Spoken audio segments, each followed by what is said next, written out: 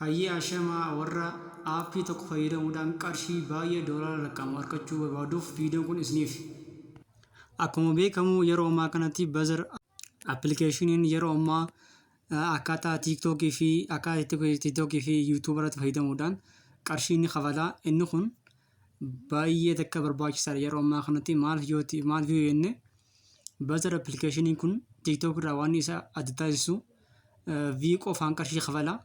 Akkasumas nama afeeruun namoota garaagaraa irratti afeeruudhaan qarshii baay'ee doolaara lakkaa'amu tokko kan kennuudha jechuudha.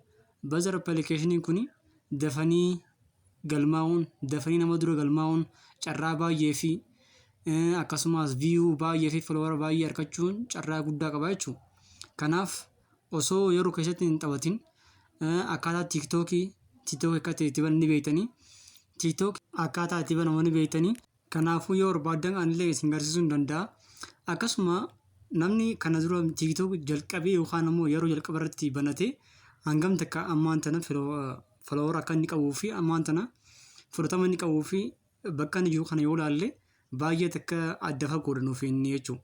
Maal jennaan namni tokko yeroo jalqabaatiif waan takka akka dhufetti yoo jalqabe irra carraa bal'aa qaba. Akkasumas follower argachuu fi wanta garaagaraa irratti hojjechuuf carraa guddaa qabaachuu. Kanaafuu isinis dursitanii waan kana galmaa'uun daftanii jechuudha. Nama irratti afeeruu fi viyuu garaagaraa irratti argachuun qarshii adda addaa irraa argachuu dandeessanii jechuudha.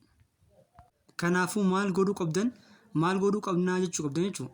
Waan isin godhuu qabdan tokkoffaa irratti Google akkaawuntii qabaachuu qabdan. Google akkaawuntii keessan qabdan san irratti verify godhuu qabdanii. Google akkaawuntii keessan verify eegatee booda Google akkaawuntii qabdan saniin iimeela yookaan iimeela keessan ittiin galchuudhaan san booda waan kana banuu dandeessanii jechuudha. Egaa Buzzer appilikeeshinii bantan booda egaa Google akkaawuntii keessan ittiin neeqxan booda viyuu garaagaraa achirraa argachuuf viidiyoo garaagaraa kan viidiyoo ispoortii wal qabatu achirratti upload gochuu fi ammas namoota afeeruudhaan fakkeenyaaf nama hanga 100 haa ta'u nama 100 ol yoo afeertan qarshii doolaara baay'ee lakkaa'amu isiniif kennuu danda'a jechuudha. Maal jennaan wanni kun viyuu qofaan kafaluu danda'a. Akkasumas namoota garaagaraa irratti afeeruudhaan qarshii kan namaaf lakkaa'udha jechuudha. Nama takka irratti doolaara duwwaa qabxii takka kan namaa kennudha jechuudha. Kanaafuu wanni kun baay'ee takka barbaachisaa waan ta'eef akka isin dabarre carraa bareedaa kanatti fayyadamuudhaan qarshii akka achirraa argattan isiniin jaa jechuudha. Maal jennaan yeroo ammaa namni baay'een quba hin qabu jechuudha. Yeroo jalqabaa gaafa TikTok Itoophiyaa keessa seenu TikTok warri jalqaba fayyadame har'aan tana viyuu guddaa fi follower guddaa qaban jechuudha.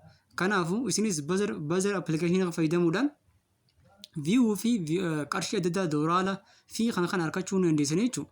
Kanaafuu akkaataa itti galmooytan yoo barbaadan isin garsiisuu ni danda'a.